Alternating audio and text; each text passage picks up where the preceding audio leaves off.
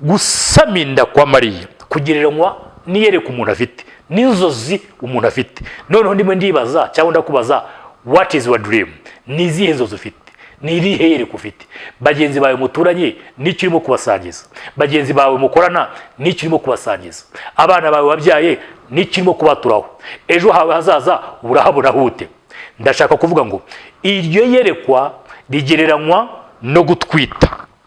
Noneho Mariya arasaminda, arayitwita, noneho abana nayo. Urumva kuko Yesu yavukiye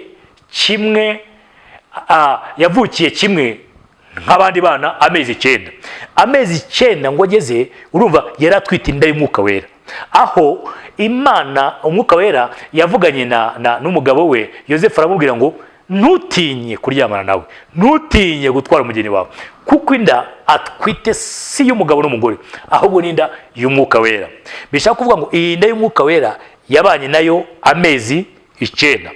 Igihe kigeze ngo niko ijambo ry'Imana ritubwira ngo igihe kigeze Mariya aza kubyara wa mwana, amubyarira mu kirugu, aramworosa, ariko ngo amwita nde? Yitwa Yesu. Bisobanuye ngo Emmanuel, bisobanuye ngo Emmanuel, bisobanuye ngo Imana iri kumwe natwe. Ndashaka kuvuga muri uru rugendo rwo gusama, mvuge mu rugendo rwo kubyara. Sinzi igihe wafatiye inzozi zawe, sinzi igihe urimo kubonera inzozi zawe, sinzi icyo urimo guhishurwa ku buzima bwawe, ariko reka nkubwire, niba iki kintu ari kizima, niba iki kintu cyaravuye ku Mwami Imana, niba izi nzozi zawe ari ziva ku Mwami Imana, igihe kizagera, amezi 9 azagera, inzozi zawe. Niba Imana yaravuganye nawe, amezi 9 azagera, umwana azavuka. Ndambura ikiganza cyawe, haleluya. Umwana agomba kuvuka mu izina rya Yesu. Sinzi yereka ufite, sinzi inzozi ufite, sinzi amarira ufite, sinzi isengesho umaze iminsi usenga, sinzi imihigo washyize imbere y'Imana uko ingana n'uko ireshya, ariko nagira ngo nkubwire ngo umwana wawe agomba kuvuka, kandi aravukira amezi 9. Hembuka Voice TV. Shalom shalom bakunzi b'ikiganiro Hembuka, mukurikirana kuri Hembuka Voice TV. Nongeye kubasuhuza, nongeye kubifuriza ibihe byiza byo guhembuka no gukira no kumva ubuzima bushya ku buzima bwanyu. Mane bamugisha uko mukomeje kutugaragariza ko turi kumwe, turababona rwose ku mbuga nkoranyambaga, mutugaragariza ko ikiganiro ijambo ry'Imana rikomeje kubafasha. Mu by'ukuri iryo cyifuzo cyacu kugira ngo abantu bakomeze guhabwa umugisha, bakomeze gukira, bakomeze gutabarwa biciye mu mbaraga z'ijambo ry'Imana. Rero tudatinze tugiye gusenga, hanyuma dusome icyanditswe, twumve icyo Imana ivugana natwe kubw'ijambo Imana yashyize ku buzima bwacu kuri uno munsi wa none. Reka dusenge. Mwami Imana, mu izina rya Yesu ndagushimiye cyane, uri Imana amahoro, Imana igira neza, wongeye kuduha umwanya mwiza w'umugisha kugira ngo dushobore kuganira n'abantu bawe, tubaganiriza hejuru imbaraga z'ijambo ryawe. Mwami ndakunezerewe kuko uyu mwanya ari wawe utanze, ibi bihe ari wawe bitanze, kandi twembe ku bikoresho byawe kugira ngo data icyo ushaka kubwira abantu bawe ukivuge giciye muri twebwe. Ngaho igaragaze, wiheshe icyubahiro, imitima y'abantu benshi aho iri ari irushye riremerewe ibashe kwakira uburuhukiro buva kuri wowe. Mu izina rya Yesu imbaraga zawe zikore, kandi imigambi ya Satani se kibi ipfe, ishe, ikubitwe hasi, irimbuke, iburizwemo. Yaje kwiba ibitekerezo by'abantu kugira ngo batabasha kumva ijambo ryawe.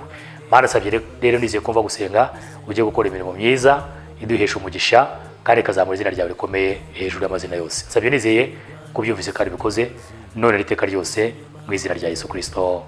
Amen. Amen. Ndagira ngo twihuse tugiye muri Bibiliya, abazifite muri telefone, abagendana nazo bitewe naho uri n'ubuzima ubayemo, ushobora kutabasha gusoma wenda bitewe n'ibyo urimo gukora, ariko uhamanye nanjye ko amagambo tugiye kuvuga ari ay'ukuri kandi aturuka muri Bibiliya yera twese twemera ko ari ijambo ry'Imana ry'ukuri. Tugiye gusoma mu gitabo cya Matayo igice cya mbere umurongo wa 18 kugeza kuwa 22. Ndimusabe mugenzi wanjye turi kumwe hano muri no studio, Imana imuhe umugisha kugira ngo adufashe gusoma umurongo wa 18 kugeza 22 igitabo cya Matayo. Dusome mu izina rya Yesu. Matayo igice cya mbere umurongo wa 18. Kuvuka kwa Yesu Kristo kwagenze gutya. Nyina Mariya yari yarasabwe na Yosefu, ariko yari ataramurongora. Babona afite inda y'umwuka wera. Umugabo we Yosefu, kuko yari umukiranutsi kandi adashaka kumukoza isoni ku mugaragaro, yigira inama yo kumubenga rwihishwa. Akibitekereza, marayika w'Umwami Imana amubonekera mu nzozi ati, Yosefu mwene Dawidi, witinya kurongora umugeni wawe Mariya, kuko imbuto imurimo ari iy'umwuka wera. Azabyara umuhungu, uzamwite Yesu, kuko ari we uzakiza abantu be ibyaha byabo. Nuko ibyo byose byabereyeho kugira ngo ibyo Umwami Imana yavugiye mu kanwa k'umuhanuzi bisohore ngo, dore umwari azasama inda kandi azabyara umuhungu, uzamwite Emmanuel, risobanurwa ngo Imana iri kumwe natwe. Amen. Amen. Urakoze cyane muvandimwe mukozi Imana kudusomera ijambo ry'Imana. Ndagira ngo tugire ibyo tuganiraho, kandi rwose nzi neza ko Imana iza kudufasha kugira ngo iri jambo Imana iduhaye rigira umwanya ukomeye mu mutima wawe, rigireho rigukura naho rikugeza, riri icyo rifasha ubuzima bwawe. Dusomye inkuru za kuvuka kwa Yesu. Yesu tumuzi nk'Imana 100%, tukamumenya nk'umuntu 100%. Uti ibyo bimeze biti? Ezo ni insobanuro, arabavuga ngo ngo ni insobanuro zijimije nyine zidasobanutse, ariko birasobanutse. Imana Yesu Kristo yaje ku isi ari Imana 100%, kandi iza yambaye n'ubumuntu 100%. Yiza kuza ari nk'inyamaswa, ikaza ari nk'ikindi kintu atari umuntu, abantu ntabwo bari kumwakira. Turabona rero imyizerere y'abantu benshi, sindi buyitindeho, ariko abantu benshi nko mu mubare wabumva Ikinyarwanda, dufite miliyoni nyinshi zirenga 40, meruka zirenga 40 z'abantu mu Kinyarwanda. Abenshi tuhuje kwizera, muri bo ngira ngo nka 90 hejuru 95% bemera Kristo, bemera Imana n'abakristo. Tugiye kuvuga rero mu bicamake mu bijyanye no kuvuka kwa Yesu. Tusomye inkuru muri Matayo igice cya mbere umurongo wa 18 kugeza kwa 23 na 24. Tubona inkuru zo kuvuka kwa Yesu. Ngo bitunguranye Mariya yaje kugaragara nk'utwite. Noneho kuko umugabo we Yosefu bari muri bagifiansaye, bari muri fiansaye, ngo abonye atwite yigira inama mu mutima wo kumubenga, kuko mu muhango w'Abayuda nta mwari, nta mukobwa wagombaga gushaka atari isugi. Uwashakwaga wese atari isugi baramusendaga bakamusubizayo. Rero ni ku muhango wabo wari umeze mbere. Noneho ngo bakiri muri izo process zo gufiansana, ngo agiye kubona inda imutanze imbere aratwite. Noneho Yosefu yigira inama mu mutima, aravuga ati, uyu nguyu uyankorera isoni, uyu nguyu no mu muryango wanjye sinamutwarayo, kubera ko ni ryari yasamye, ni ryari yafashe inda, ko bitembewe. Ngo yigira inama mu mutima we yo kumubenga. Imana rero reba yiherereye. Kristo areba abantu batareba. Noneho areba mu mutima w'ibyo yibwiye. Nshatse ko kwibutsa iki? Nahishuriwe yuko icyaha atari cyo umuntu akoze. Icyaha ni cyo umuntu atekereje. Urumva Imana ireba mu mutima, na mbere yo kuvuga Imana irabizi, na mbere yo gukora Imana yabibonye. Yosefu yigira inama yo kubenga Mariya rwihishwa mu mutima, ngo Imana bayamurungurutse mu mutima. Nta wundi muntu ureba mu mitima y'abantu, nta wundi muntu ureba ahantu hiherereye usibye Kristo Yesu. Ni ureba ahantu hiherereye mu rwihisho. Uyu munsi ushobora kugendana n'umuntu akakubwira ati ndagukunda, atagukunda. Uno munsi ushobora kuganira n'umuntu mugasangira ku meza akakubwira ati uri inshuti yanjye, ari bukugambanire mu kanya. Yuza kuba ufite Imana cyangwa umwuka wera w'Imana, ntiwagasangiye nawe, ntiwanakagendanye nawe, ntiwanakavuganye nawe, kuko umugamba gufitiye si mwiza. Rero Imana yaduhisha ibyo byo mu mitima y'abantu, iduhisha ibyo bitagaragara, ibikora nk'ubwiru bwayo. Ariko ubu bwiru ntiyabukomeje kubwihererana gusa, yaje kubuhishurira abamwizeye n'abamwizira kugeza amagingo nk'ayo. Noneho ngo abona ko Yozefu yigira inama mu mutima wo kugira ngo abenge umugeni we rwihishwa. Umwuka w'Imana amuzaho arambwira ati Yozefu, ntutinye kurongora umugore wawe kuko inda yasamye, inda twite, ntiyaryamanye n'umusore, ntiyaryamanye n'umugabo, ntiyakoze ubusambanyi, ntiyakoze icyaha icyo ari cyo cyose, ahubwo atwite inda y'umwuka wera. Haleluya! Ndashaka kuvugana nawe amagambo nk'atatu y'ingenzi ari muri uno murongo. Ijambo rya mbere nshaka kuvugana nawe, ndashaka kuvugana nawe ibijyanye n'izi nkuru za Kristo, kuvuka kwe, kubaho kwe no kuvuka kwe. Bishatse kutwigisha iki? Bishatse kutwigisha ngo ukugusama inda kwa Mariya utarigije kuryamana n'umugabo bigereranywa n'iyereka umuntu agira ku buzima bwe, inzozi umuntu agira ku buzima bwe. What is your dream? Niki urimo kurota, niki urimo kureba. Simpamanya n'abantu bahora bafite iterabwoba mu kanwa kabo, bahora bafite biracitse mu kanwa kabo. Ikintu kiravuga kiti turapfuye, induru yavuga ati turashize, ku isoko ibiciro byazamuka, inzara ziratwishe. Abantu bagahora bafite inkuru z'ibihuha, inkuru ziteye ubwoba, inkuru z'akaga, inkuru z'amarira, zigahera mu mutima wawe, zigafata mu muryango wawe, zigafata ku bana bawe, zigafata ku baturanyi bawe, zigafata mu mudugudu utuyemo, zigafata mu gihugu cyose. Uyu munsi dufite abantu badutera ubwoba, bafite inkuru z'ibihuha, bafite inkuru z'ibidashoboka.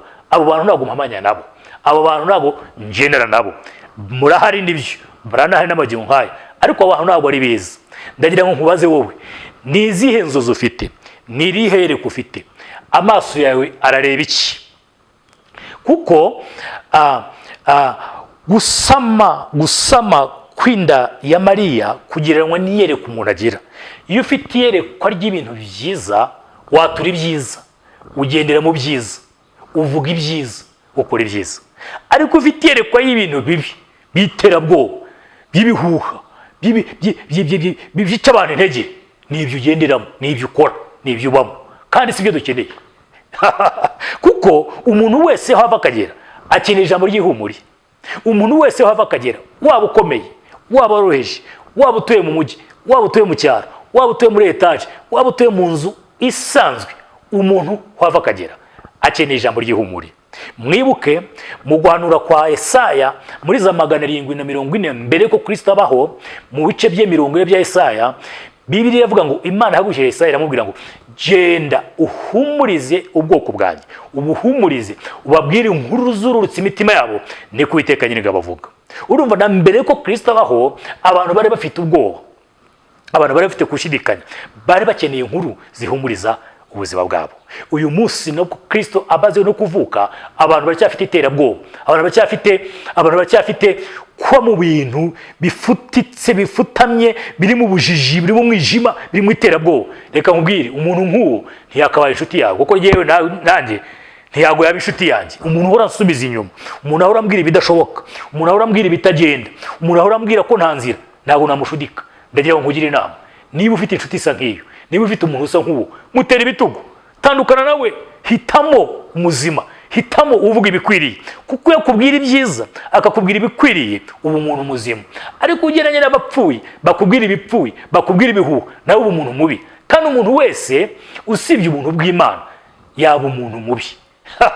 Sinzi uko wabyumvaga, sinzi uko ubitekereza, ariko umuntu wese wambaye inyama n'amaraso yaba mubi, yakora amarorerwa, yakora ibiteye isoni. Amaso yacu yatweretse byinshi, amatwi yacu yumvise byinshi, n'ibyo tureba n'ibyo tubona. Nta muntu utaba mubi. Uwo wizeraga siwe muzima, uwo mwasangiraga siwe muzima, uwo mwavuganaga siwe wabaye inshuti yawe. Uno munsi ahubwo bikomeje kwera no gukura, izo ngeso mbi zikomeje gukura. Ari abari mu nzu y'Imana basenga, ari abadasenga. Uyu munsi uraganira n'umuntu ukagira ngo ni inshuti, kumbe arimo arakwinja, arimo arakumva, arimo arakwinjira kugira ngo bonereho kugusenya. Uyu munsi uraba ufite ikibazo, waganiza mugenzi wawe ufite ikibazo, wakifasha mute? Akakubwira ati hati nta gisubizo gihari, ati giye byarananiye, ati nakana kabyaramunaniye, nakana kabyaramunaniye, nakana kabyaramunaniye. Akakubakamo yuko bidashoboka. Igisubizo kiza kuri wowe kiza kitari kiza. Wumva utishimiye kubaho, wumva utishimiye kuba wananezerwa ugakora amarorerwa. Nta muntu utaba mubi. Ntidukeneye rero inkuru z'ibihuha, ntidukeneye inkuru ziduca intege, ntidukeneye bidusubiza inyuma. Dukeneye inkuru z'ihumure, dukeneye inkuru z'ibyiringiro, kuko zirahari kandi ko kuri koko. Navuze ngo gusama inda kwa Mariya kugereranywa n'iyereka umuntu afite, n'inzozi umuntu afite. Noneho ndimo ndibaza cyangwa ndakubaza, what is your dream? Ni izihe nzozi ufite? Ni irihe yereka ufite? Bagenzi bawe muturanye n'icyo urimo kubasangiza? Bagenzi bawe mukorana n'icyo urimo kubasangiza? Abana bawe wabyaye n'icyo urimo kubaturaho? Ejo hawe hazaza urahabona hute? Ndashaka kuvuga ngo iryo yerekwa rigereranywa no gutwita. Noneho Mariya arasaminda, arayitwita, noneho abana nayo. Urumva kuko Yesu yavukiye kimwe nk'abandi bana amezi 9. Amezi 9 ngo ageze, urumva yari atwite inda y'Umwuka Wera. Aho Imana Umwuka Wera yavuganye n'umugabo we Yosefu, aramubwira ngo ntutinye kuryamana nawe, ntutinye gutwara umugeni wawe, kuko inda atwite si y'umugabo n'umugore, ahubwo n'inda y'Umwuka Wera. Bishaka kuvuga ngo iyi nda y'Umwuka Wera yabanye nayo amezi 9. Igihe kigeze ngo niko ijambo ry'Imana ritubwira ngo igihe kigeze Mariya aza kubyara wa mwana, amubyarira mu kirugu, aramworosa, ariko ngo amwita nde? Yitwa Yesu. Bisobanuye ngo Emmanuel, bisobanuye ngo Emmanuel, bisobanuye ngo Imana iri kumwe natwe. Ndashaka kuvuga muri uru rugendo rwo gusama, mvuge mu rugendo rwo kubyara. Sinzi igihe wafatiye inzozi zawe, sinzi igihe urimo kubonera inzozi zawe, sinzi icyo urimo guhishurwa ku buzima bwawe, ariko reka nkubwire, niba iki kintu ari kizima, niba iki kintu cyaravuye ku Mwami Imana, niba izi nzozi zawe ari ziva ku Mwami Imana, igihe kizagera, amezi 9 azagera, inzozi zawe zizasohora. Amezi 9 rero ashobora kuba ari imyaka 5, amezi 9 rero ku Mana ishobora kuba ari imyaka 20, amezi 9 rero ku Mana ishobora kuba ari ni imyaka 3. Bishatse gusobanura iki rero? Imibare y'Imana bishatse gusobanura iki? Bishatse gusobanura ngo igihe cy'Imana nicyo gihe gikwiriye kuruta igihe cy'abantu bibwira. Igihe cy'Imana nicyo gihe cy'ingenzi ku buzima bwawe kuruta ibyo ubwira ubwenge bwawe n'ibitekerezo byawe. Nicyo shatse gukura amahanga ngo amaze gusama Mariya aratwita, igihe kigeze abyara umwana w'umuhungu. Ndashaka kuvuga ngo niba ufite iyerekwa, niba ufite icyo Imana avuganye nawe, igihe kizagera, igihe gisobanura ibintu, inzozi zawe zisohore. Ndashaka kukubwira iki? Ndashaka kukubwira ngo gambirira ibyiza, tekereza ibyiza, atura ibyiza, kubera ko birahari kandi nta wundi byateguriwe wowe, kuko ababirimo ntacyo bakoze, n'ababirimo ntacyo bakoze. Isi irazenguruka. Uyu munsi ushobora kuba mu marira, ejo ukaba mu byishimo. Uyu munsi ushobora kuba ukomeye, ejo ukaba uroroheje. Uyu munsi ushobora kuba ufite izina rihambaye, ejo izina ryawe rikaba riroroshye. Bishatse kuvuga iki? Nitwatura ibikomeye, nitwatura ibyiza, nitwatura iby'agaciro, igihe kizashika, igihe kizagera, ibyo twatura tubibemo. Ibi rero kenshi ntibiba mu bwenge gusa, ntibiba mu bitekerezo gusa, ahubwo tubishoboreshwa n'Imana, tubishoboreshwa n'Umwuka Wera, tubishoboreshwa na Kristo. Ngo igihe cyarageze, amezi 9 ageze, wa mwana avuka, akana Yesu karavuka, bakita Yesu Emmanuel, bisobanuye ngo Imana iri kumwe natwe. Bishaka kuvuga iki? Ngo igihe cyageze, inzozi zawe zirasohora. Reka nkubwire, umubyeyi amezi 9 oh haleluya. Abadamu bacu, nanjye narabyaye, mfite abana, nawe uri umugabo warabyaye, n'abandi barabyaye. Ariko hari igihe cyo gusama ku mubyeyi. Igihe cyo gusama ku mubyeyi akamenya ngo afite umwana cyangwa imbuto muri we, arabimenya, akabimenya. Umwana ukuntu atangira kwikinisha, bimenyetso atangira kugira, nawe nk'umubyeyi akavuga ati narasamiye, mfite ndatwite. Bishaka kuvuga iki? Bishaka kuvuga ngo niba ufite iyerekwa, ufite inzozi Imana avuganye nawe, rimwe na rimwe urakubagana n'abandi bakabibona, rimwe na rimwe urakina n'abandi bakabireba, bakavuga atari kuriya mwana runaka uriya muvandimwe runaka hari ikintu arimo kurwana nacyo hari ibintu arimo kurwana nabyo, rimwe na rimwe ntibasobanukirwe niba ari umuhungu utwite cyangwa n'umukobwa utwite, ariko bakamenya ngo hari ikiri muri wowe. Kuko iyo umuntu yasamye abura amahoro, hari sayinizi, hari ibimenyetso bigenda bimugaragariza ko bigaragaza ko uyu mubyeyi atwite. Bishaka kuvuga ngo iyo ufite iyerekwa rigari, iyo ufite iyerekwa rikomeye, bene so barabimenya, inshuti zawe zirabimenya, abaturanyi bawe barabimenya, abo mugendana barabimenya, kuko hari ibimenyetso bikugaragaraho. Hari umuntu ndimo kuvugana nawe, niba hari umuntu ndimo kuvugana nawe, narambura ikiganza avuga ati haleluya. Sinzi rero icyo wifuza kuzageraho, sinzi icyo wifuza kuba cyo, ariko byanze bikoze ibyo bimenyetso hari abantu barimo kubireba, hari abantu hari ikikuranga. Kuko dore nkubwire, kugira ngo iyerekwa ryawe risohore rimwe na rimwe utanga ikiguzi. Kugira ngo iyerekwa ryawe risohore rimwe na rimwe ukora bitandukanye n'iby'abandi bakora. Icya mbere, ushobora kwitandukanya ikigare kuba mu bantu badafite icyerekezo. Icya kabiri, witandukanya n'abanyantege nkeya n'abakubwira ngo ntibishoboka. Abo bose ukabareba ukavuga uti uyu sinashudika nawe, uyu sinagendana nawe, uyu sinasangira nawe. Rimwe na rimwe ukabana n'abandi cyangwa ukajya ahandi hantu aho wumva ibigushyikira bimwe mu iyerekwa ryawe. Noneho iyo hari ikintu kirwanira muri wowe, iyo hari ikintu kidasanzwe kiri muri wowe, abantu bagenda babireba bakavuga ati uyu muntu hari kiri muri wowe, hari kiri muri we, hari iyerekwa, hari inzozi, hari ikintu kimurwaniramo kidasanzwe. Icyo nshaka kuvuga ni iki rero, iyo kirwaniye muri wowe icyo kintu, iyo yerekwa rigumye muri wowe rikakubuza amahoro, Bibiliya iravuga ngo igihe kiragera umwana akavuka. Umwana wawe ashobora kuba ari inzozi zawe, umwana wawe ashobora kuba ari igitangaza cyawe ku buzima bwawe. Turi mu bihe byo kwizihiza kuvuka akana Yesu. Amatorero, amadini atandukanye, iyo munsi wageze wa Noheli, abantu bagura imyambaro mishya, abantu bakagura ibyo kurya, abantu mu bindi bihugu byo usanga bizihiza hafi iminsi 3 ubona hari impinduka yabaye akana Yesu kavutse. Bivuga ngo akana Yesu kavutse baza kugatura amaturo, baza kukanezererwa, baza kukishimira. Akana kose yo kavutse abantu baza kugahemba. Bishaka kuvuga iki? Inzozi zawe amezi 9 niyagera, inzozi zawe zizasohora. Nje rero kugusubizamo imbaraga, nje kukubwira ngo iyatumye utwita ni izatuma ubyara. Haleluya. Iyatumye usama izatuma ubyara. Kuko mu bwenge mfite, mu myaka mfite, mu byo mbonye, sindabona umudamu utwita ngo asaminda ngo abure kuyibyara. Oya, ushobora kurenzaho umunsi umwe muri cya gihe wahawe, ushobora kuba mbere y'uwo munsi igihe wahawe n'abaganga, ariko iteka ihame ryo gutwita ririmo kubyara. Sinzi rero icyo ugiye kubyara icyo ari cyo, sinzi icyo utwita icyo ari cyo. Niba ari umwana w'umuhungu, niba ari umwana w'umukobwa, simbizi. Niba ari inzozi zihambaye zo kuba umuntu udasa, simbizi. Ariko icyo nshaka kuvugana nawe muri iki cyanditswe dusomye, muri aya magambo dusomye muri aka kanya, nuko iyo umuntu atwite abyara. Ndashaka kuvuga ku gihe cyawe, amezi 9 yawe. Umubyeyi igihe cye cyo kubyara iyo cyageze arabyara byanze bikunze. Byaba mu modoka arabyara, byaba muri saro arabyara, byaba yariteguye arabyara, byaba atariteguye ariko Imana yahaye ubwenge abadamu bakamenya ngo ibihe byacu nibi, n'ababyeyi bacu batubyaye iterambere ritaraza bari bazi igihe cyabo cyo kubyara bakitegura, bagafata shaka imyenda y'impinja bakitegura aho bazabyarira.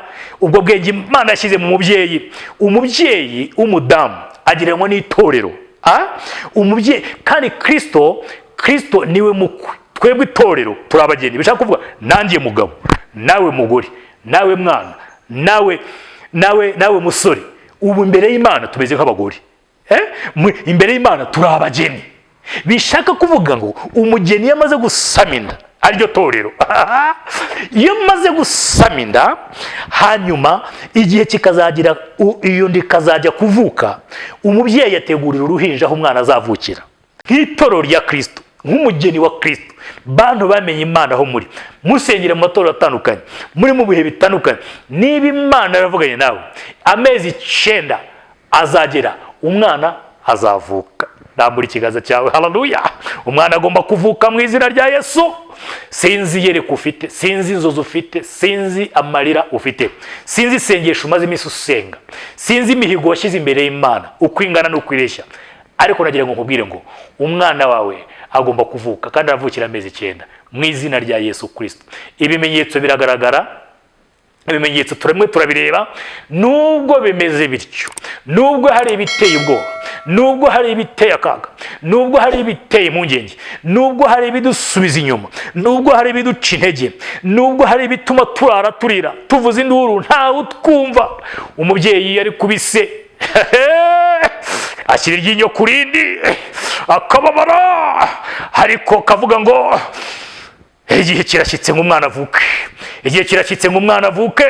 Kandi igihe cyo kuvuka k'umwana, byaba mu modoka, byaba mu muhanda, byaba mu nzira, byaba muri saro, umwana aravuka mu izina rya Yesu. Wowe urimo kubabara, wowe urimo kuribwa, wowe urimo gutabwa n'umuryango, wowe wenda ushobora kuba uri imfubyi ukavuga uti simfite kirengera, ushobora kuba uri umupfakazi ukavuga uti nta mugabo mfite, ushobora kuba warashatse ukavuga uti birarutwa utarashatse, umugabo wawe kuraza ku nkeke, umugore wawe kuraza ku nkeke, urashaka gufata umwanzuro utari mwiza, urashaka kumuta, abandi bashaka kumutera icyuma, abandi bashaka kwiyahura no kugira nabi. Ariko reka nkubwire, komeza wihangane, komeza wizere.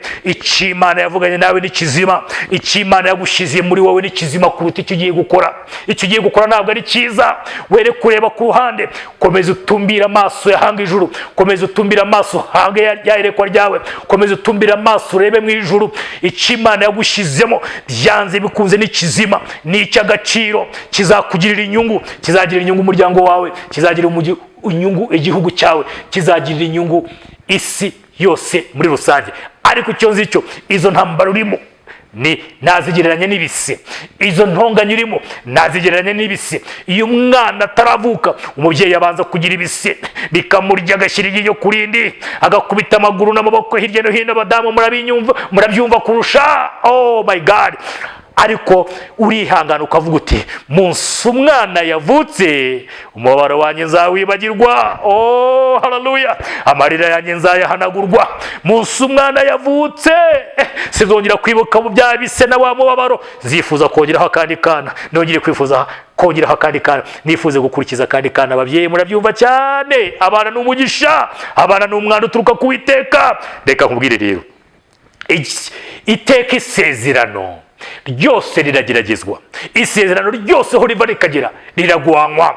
Icyo uzaba cyo kiragwanwa. You have to fight. Ugomba kurwana ijoro, ugomba kurwana amanywa, kugira ngo umwanzi atagukura kuri rya sezerano, kugira ngo umwanzi atakuyobya, atakudeviya, kubera ko ikikuri muri cy'agaciro. Nubwo bimeze bityo rero biryana, nubwo bimeze bityo bikomeye, umwana niyamara kuvuka, abantu bazaza kumutura ituru, abantu bazaza kumuhemba, abantu bazaza kuguhemba, bavuga ngo wakoze kubyara umwana w'umuhungu, wakoze kubyara umwana w'umukobwa. Ni kwiyerekwa rimera, uko ringana rityo, uko rimeze rityo, riraza guhindura ibintu mu muryango wawe, riraza gusenya ibigirwamana na za kandi zo mu muryango wawe. Icyo uzaba cyo ntabwo umwanzi agishaka. Watanzweho igitambo utazi, wamurikiwe nyabingi utabizi, wagiye mu mbaraga z'umwijima utabizi, wabyisanzemo kubwo baso na basogokuru na basogokuruza ntibari bazi Imana, bakumurikiye ibigirwamana, bakumurikiye imbaraga z'umwijima, bakumurikiye Satani. Ariko kubwo kumenya Imana kwawe no kubwo umugambi Imana yashyize ku buzima bwawe, ntabwo uzaheranwa nayo mateka, ntabwo uzakorera ibyo bigirwamana, ntabwo uzakenyuka, ntabwo uzapfa utabyaye, ntabwo uzapfa udakize, ntabwo uzapfa udateye imbere. Mu izina rya Yesu Kristo ndagira ngo nkubwire ngo isezerano ryawe rimwe rirageragezwa, ariko amezi 9 yawe ari hafi. Akana kagiye kuvuka, kandi akana nikamara kuvuka, hazaba impundu mu muryango, hazaba ibyishimo mu muryango, hazaba indirimbo mu muryango. Oh my God, ndagusengeye. Oh haleluya. Ndagusengeye mu izina rya Yesu. Imana muri uno mwaka tugiye gusoza n'undi tugiye gutangira, ihindura amateka y'ubuzima bwawe. Imana muri ibi bihe by'ubuhenebene by'akaga, abantu batabona ihishurirwa, abantu batabona ubuzima, Imana ihumura amaso yawe, igushire mu buri bwiza, igushire hakurya mu wundi munezero, igushire mu bindi byishimo mu izina rya Yesu Kristo. Ngo nuko igihe kigeze, akana Yesu karavuka, barangije bakita amazina Yesu, barangije bakita amazina Emmanuel. Emmanuel bisobanuye ngo Imana iri kumwe natwe. Ndagira ngo mvuge ngo iyereko ufite ku buzima bwawe rizasohora, kandi ryasohora abantu bose bazamenya icyo rutwite cyari cyo, bazamenya cyari ku buzima bwawe. Kandi si ukukimenya gusa, bazazana ituro, bazazana indirimbo, bazazana ibihembo, kuza kunezererwa, kuza kwishimira icyari ku buzima bwawe. Ndavugana nawe iki? Ndavugana nawe ngo gira iyerekwa ryagutse, gira iyerekwa rigari. Tekereza ibifatika, tekereza ibishoboka, tekereza ibigaragara. Imana yiteguye kugushyikira. Wa mwuka w'Imana wavuganye na Yosefu ashaka kubenga umugore we, niwo mwuka ukirimo gukorana natwe, kuko umwuka w'Imana ni umufasha kuri twebwe. Ari ibintu bitatu: Imana Data, Mana Mwuka Wera. Imana ni umuremyi, yararemye irangirira isura ku ntebe yayo y'imbabazi, iricara ireba ibyo yaremwe byose. Imana Mwana ni Kristo waje nk'incungu gucungura abari ku isi, yaje gukora misiyo yo gucungura abari ku isi yose, abarushye n'abaremerewe n'abarushye ngo baze baruhukire muri we. Amaze gukora umurimo wa Data wo gucungura, Yesu Kristo asubira iburyo bwa Data, ari iburyo bwa Data dusabira. Amaze kugera kwa Data mu ijuru, arangije rero haza Mana Mwuka Wera, ari we mufasha wacu. Uyu mufasha rero ntatuye mu kirere, ntatuye mu ijuru, ntatuye mu miyaga. Uyu Mwuka Wera atuye muri twebwe, kandi uyu Mwuka Wera ni Imana. Iyi ni iduhiyerekwa, iyi ni idusoboresha kureba iby'inyungu nk'iby'imfabusa, kureba iby'akamaro nk'ibidafite umumaro. Ese kuki ujya gusambana ugasambanya umwana mutoya? Kuki ujya gusambana ugasambanya umuhungu mugenzi wawe cyangwa umukobwa mugenzi wawe? Izo ni imbaraga z'umwijima korera mu bantu, zituma abantu badahumuka amaso. Umwuka w'Imana akuzeho, atandukanye. Uve mu busambanyi, uve mu bugome, uve mu bwicanyi. Igihe nticyagera gushaka uwo mudahuje igitsina, kuko ryo sezerano ry'Imana. Aho Imana yabwiye Adamu, iramubwira ngo si byiza ko uyu muntu aba wenyine, reka tumuremere umufasha. Umufasha agereranywa n'Umwuka Wera. Umufasha agereranywa n'umufasha nyine udufasha mu ntege nke zacu. Ngiye imbaraga zanjye ntizashobora, nawe imbaraga zawe ntizashobora, ariko Umwuka w'Imana uri muri wowe aragushoboresha. Ntabwo uzajya kubatinganya nk'abandi, ntabwo uzajya gufata ubwana butoya ariko kaga dufite none ahangaha, ntabwo uzajya mu biyobyabwenge. Abana bari turabigisha, tukabigisha amashuri akomeye, bakajya ahantu hahambaye, aho kugira ngo batuzane umusaruro mwiza bakajya mu biyobyabwenge, bakajya mu bitinganye, bakajya mu bidafite umumaro. Reka senga kugira ngo Umwuka w'Imana aze muri wowe, aguhe guhitamo bikwiriye, aguhe ubwenge buboneye, kugira ngo amashuri yawe, kugira ngo ubuzima bwawe kuburiho bubere umugisha abantu benshi, mu muryango wawe, mu gihugu cyawe, n'ejo hazaza. Mu izina rya Yesu, reka akana Yesu kavukire muri wowe, reka akana Yesu kazane ubuzima muri wowe. Reka iyo ndutwite izavuke, kandi izari igisubizo ku buzima bwawe, n'abazagukomokaho, n'abazagukomokaho, n'abazagukomokaho, n'abazagukomokaho. Nkwifurije gusoza umwaka neza, nkwifurije kwinjira mu mwaka neza, nkwifurije umunsi w'umugisha, nkwifurije ibihe by'umugisha, kugira ngo winjiye mu masezerano y'Imana, winjiye mu by'Imana ivugana nawe. Mu izina rya Yesu, reka nsenge kugira ngo Imana ikorane nawe, kugira ngo Imana ikwambike izo mbaraga, kugira ngo Imana ihindure ubuzima bwawe. Reka dusenge. Data, mu izina rya Yesu, ndasengera ijambo ryawe rifite imbaraga, ndasengera ijambo ryawe rifite ubuzima, ndasengera ijambo ryawe rihindura amateka, ndasengera ijambo ryawe rifite ubushobozi bwo gukura umuntu kure na kure, mu bitekerezo, mu byumviro, no mu bihugu bya kure, rikamushyira hafi. Ijambo ryawe rigereranywa n'inyundo ikubita amabuye ikayasenya, inyundo ikubita ibitare ikabimenagura. Niko ijambo ryawe rimeze. Uyu mutima winangiye, wanze guhinduka, wanze gukira, wanze no gukizwa, ndawusenyesha imbaraga z'ijambo ryawe mu izina rya Yesu.